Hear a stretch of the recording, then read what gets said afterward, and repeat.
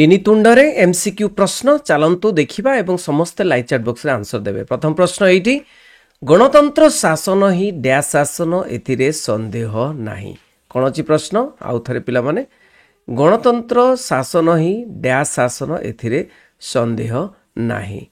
श्रेष्ठ कनिष्ठ अदरकारी ना दरकारी कौन हम ना श्रेष्ठ शासन नहीं कि गणतंत्र शासन ही श्रेष्ठ शासन। नेक्स्ट प्रश्न देखिबा गणतंत्र शासन रे आमर आज अवस्था पाई किए दायी देश जनता आमे ना आपण माने किए दायी ना एथिपाई आमे ही दायी। तीनी तुंडरे गद्यांशटी क्यों पुस्तकरू संगृहीत केही कही न जाने शुण परीक्ष कथा ओ लथा कह मंत्री बर। तो उत्तर कौन हम उत्तर होची शुण परीक्ष ए विषय आसी अछि एई पुस्तकरू। गाँर डाक पाई श्रीजुक्त भुवनेश्वर बेहेरा क्यों पुरस्कार प्राप्त होइतिले ओडिशा साहित्य एकाडेमी सारला पुरस्कार अति बड़ी ना केंद्र साहित्य एकाडेमी कौन हम उत्तर उत्तर होची सारला पुरस्कार से पाइथिले गाँर डाक पाई। गणक्य गणक द्वारा प्रचलित शासन ही कहार प्रधान और प्रकृत विशेषत्व बोली कह जाई पारे। गणतंत्र राजतंत्र साम्यवाद एक छत्रवाद कौन हम ना गणतंत्र गणक द्वारा प्रचलित शासन होची गणतंत्र। गणतंत्र शासन कहा मध्यरे सर्वोत्कृष्ट शासन पद्धति मध्यरे समूहतंत्र जनतंत्र ना व्यक्तितंत्र। उत्तर होची कौन ना शासन पद्धति मध्यरे सर्वोत्कृष्ट। गणक द्वारा गणक पाई गणकर शासन को कौन कह जाए एक छत्रवाद गणतंत्र राजतंत्र साम्यवाद। उत्तर होची कौन वेरी गुड पिला माने गणतंत्र। केउं शासन रे लोके निजे निजको शासन करंती साम्यवाद राजतंत्र गणतंत्र एक छत्रवाद। निजे निजको शासन करबा कौन हबो ना गणतंत्र। नेक्स्ट प्रश्न गणतंत्र शासन रे शासक और शासित को किपरि बोली कह जायछि 1 2 3 4 नहीं गणतंत्र शासन रे शासक और शासित एक भिन्न नुहे। गणतंत्र रे शासन रे किए एक भिन्न शासक और शासित राजा और प्रजा धनी और दरिद्र उच्च और नीच। गणतंत्र शासन रे किए एक अभिन्न तो उत्तर होची शासक और शासित एक और अभिन्न।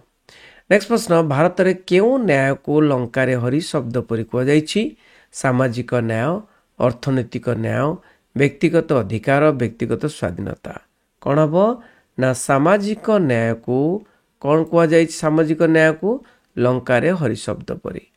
कुसंस्कार पूर्ण साधारण शिक्षा विहीन समाज रे व्यक्तिगत अधिकार केउठारे माछ परि स्वप्निल और दुष्प्राप्य हो जाए। समुद्र चिलिका पुष्करिणी ना अंशुपा कौन हम ना चिलिका परी नहीं कि चिलिका परी अधिकार केउठारे चिलिका परी चिलिका ठारे माछ परी स्वप्निल और दुष्प्राप्य कह जाए। नेक्स्ट प्रश्न गणतंत्र शासन रे कहार कल्पना करा जाय न पारे शोषक एवं शासित राजा किंबा प्रजा धनी किंबा गरीब मालिक किंबा श्रमिक। तो उत्तर होची शोषक किंबा शोषितर कल्पना करा जाय न पारे।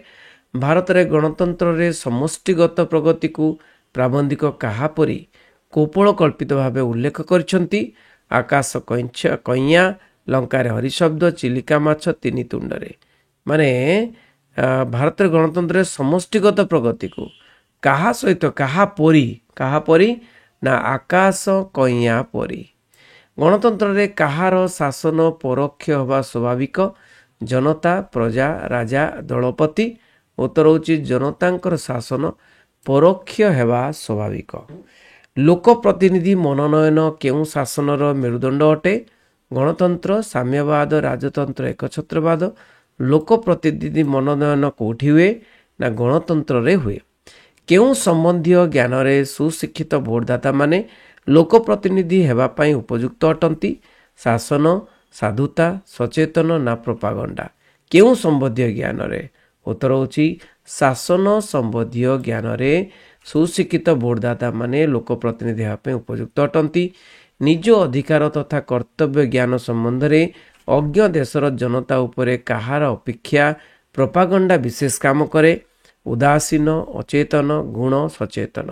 କ'ଣ ନା ଗୁଣ ଅପେକ୍ଷା ବିଶେଷ କାମ କରେ ପ୍ରୋପାଗଣ୍ଡା।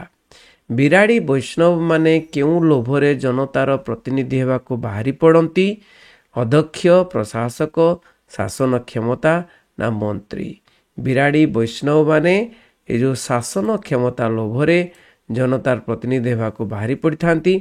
ଭଲ ମନ୍ଦ ଚିହ୍ନିବାରେ ଯୋଗ୍ୟତା ଯେଉଁଠି ନାହିଁ ସେଠାରେ କାହାର ଜୟ ହୁଏ? ଦେଶ, ଜନତା, ପ୍ରୋପାଗଣ୍ଡା, ପ୍ରଶାସକ।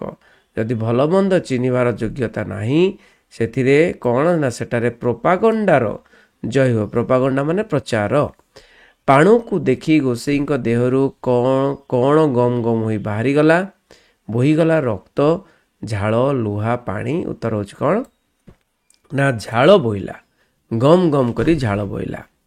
କଳା ମଚମଚ ଦେହ, କହରା ନିଶ, ମେହଗାନି କାଠରେ କୁନ୍ଦିଲା ପରି ହାତ ଥିବା ପାଣୁର ଚେହେରା ଦେଖି ବ୍ରାହ୍ମଣ ଗୋସାଇଁଙ୍କ କ'ଣ ତଳକୁ ଖସି ହୋଇଗଲା? ଆଖି, କାନ, ନାକ, ଡୋଳା। କ'ଣ ନା ଉତ୍ତର ହେଉଛି ଆଖି ଖସି ହୋଇଗଲା। 60 ବର୍ଷ ନ ପୁରିଲେ ତମର ବୁଦ୍ଧି ହୁଏ ନାହିଁ ବୋଲି ଗୋସାଇଁ ମହାରାଜ କାହାକୁ କହିଛନ୍ତି? କହିଲ ଦେଖି। କାହାକୁ କହିଛନ୍ତି? ରାଧୁକୁ, ପାଣୁକୁ, ଅଗାଧୁକୁ, ସାଧୁକୁ। କାହାକୁ କହିଲେ ଗୋସାଇଁ ମହାରାଜ? ନା ପାଣୁକୁ କହିଲେ 60 ବର୍ଷ ନ ପୁରିଲେ ତମର ବୁଦ୍ଧି ହୁଏ ନାହିଁ ବୋଲି କହିଲେ। ବ୍ରାହ୍ମଣ ଗୋସାଇଁଙ୍କୁ କିଏ ଛେଳିଟିଏ ଦାନ କଲେ? ପୁରୋହିତ, ଯଜମାନ, ଛେଳି ରକ୍ଷକ, ଛେଳି ମାଲିକ। ବ୍ରାହ୍ମଣ ଗୋସାଇଁଙ୍କୁ ଛେଳି କିଏ ଦାନ କରିବ? ଛେଳି ଦାନ କରିବା କିଏ? ଯଜମାନ, ନାଇଁ କି? ଯଜମାନ ହିଁ ଦାନ କରିବେ। ବଡ଼ ଲୋକଙ୍କୁ ଜବାବ ନାହିଁ ପରା। ଏ କଥା ବ୍ରାହ୍ମଣ ଗୋସାଇଁଙ୍କୁ କିଏ କହିଛି? ରାଧୁ, ପାଣୁ, ଅଗାଧୁ, ସାଧୁ। କ'ଣ ହେବ ଉତ୍ତର? ଉତ୍ତର ହେଉଛି ପାଣୁ କହିଛି। ବୁଝିହେଲା? ବଡ଼ ଲୋକଙ୍କୁ ଜବାବ ନାହିଁ ପରା, ଏ କଥାଟା ପାଣୁ କହିଛି। ମସ୍ତ ବଡ଼ ଠେଙ୍ଗାଟିଏ ଧରି କେଉଁ ବୁଦା ଉହାଡ଼ରୁ କିଏ ରାସ୍ତା ଉପରକୁ ଉଠି ଆସିଲା? ସାଧୁ, ଅଗାଧୁ, ରାଧୁ, ପାଣୁ। ମସ୍ତ ବଡ଼ ଠେଙ୍ଗା ଧରିକି କିଏ? ମସ୍ତ ବଡ଼ ଠେଙ୍ଗା ଧରି ବୁଦା ଉହାଡ଼ରୁ କିଏ ରାସ୍ତା ଉପରକୁ ଉଠି ଆସିଲା? ସେ ହେଉଛି କିଏ? ନା ରାଧୁ। କିଏ? ରାଧୁ। ରାଧୁକୁ ଦେଖି ପୁରୋହିତର ଛାତିରେ କ'ଣ ଅଟକିଗଲା? ରକ୍ତ, ପବନ, ପାଣି, ଖାଦ୍ୟ। କ'ଣ ଅଟକିଗଲା? ରାଧୁକୁ ଦେଖି ପୁରୋହିତ ଛାତିରେ କ'ଣ ଅଟକିଗଲା? ମାନେ କ'ଣ ଛାତିରେ କ'ଣ ଅଟକିବ? ପବନ ଅଟକିବ। କ'ଣ ଅଟକିବ? ପବନ। ଛେଳିକୁ ବ୍ରାହ୍ମଣ ଗୋସାଇଁ କାନ୍ଧରୁ ଓହ୍ଲାଇ ତଳେ ରଖି କାହାକୁ ଭଲ ରୂପେ ପରଖି ନେଲେ ଯେ ଏଇଟା ଛେଳି ନା ନାହିଁ? ବାରମ୍ବାର କୁକୁର ବୋଲି କହୁଛନ୍ତି। ଏ ଲାଞ୍ଜ, ବି ଖୁର, ସି ଗୋଡ଼, ଡି ପାଦ।